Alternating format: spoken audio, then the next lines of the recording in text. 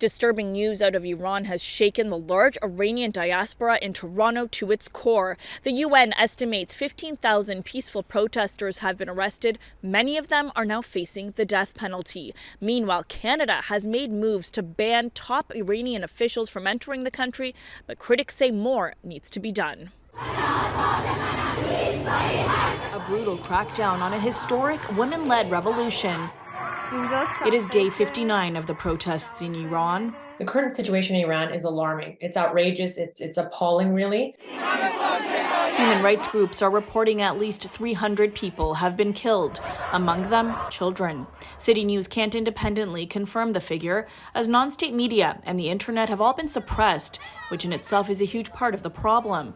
This is unlike other crises in that access to Iran is limited. Citizens on the ground and human rights groups volunteers must go to great lengths in order to get information and footage out. Sometimes it takes them hours to upload footage, right? Just to send out and get to our hands. And we're seeing, people being shot at point blank.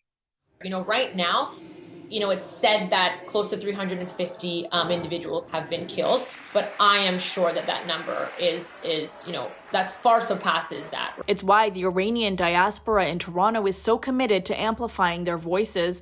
With the world's eyes on the regime, they are hoping to prevent a possible mass execution. 227 out of 290 members of Iran's parliament called on the judiciary to act decisively against arrested protesters and carry out the death penalty. We're talking innocent students, youths, artists, mothers, fathers, grandparents, thousands, the death penalty for wanting just their basic rights. And the regime wants to do this as quickly and as swiftly as possible, with, thousands already in the queue and the first death sentence already issued yesterday. UN experts now urging Iranian authorities to stop using the death penalty as a tool to squash protests and reiterating their call to immediately release all protesters who have been arbitrarily deprived of their liberty. And as of today, Canada can begin to formally ban Iran's top officials from entering the country. This means that the architects of oppression, including members of the Islamic Revolutionary Guard Corps, will never set foot in Canada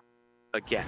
A new designation is now in place under the Immigration and Refugee Protection Act that allows border agents to deny access to an estimated 10,000 regime associates. This is not enough. What would be enough is to list the entire IRGC. This is something that the Prime Minister himself voted on years ago. So we want to see that happen. They said they would do it. They haven't done it, and everything has come up short. The community is demanding the Canadian government list the IRGC as a terrorist entity, and meanwhile, they are urging all Canadians to continue spreading the word. For City News, I'm Tina Yazdani.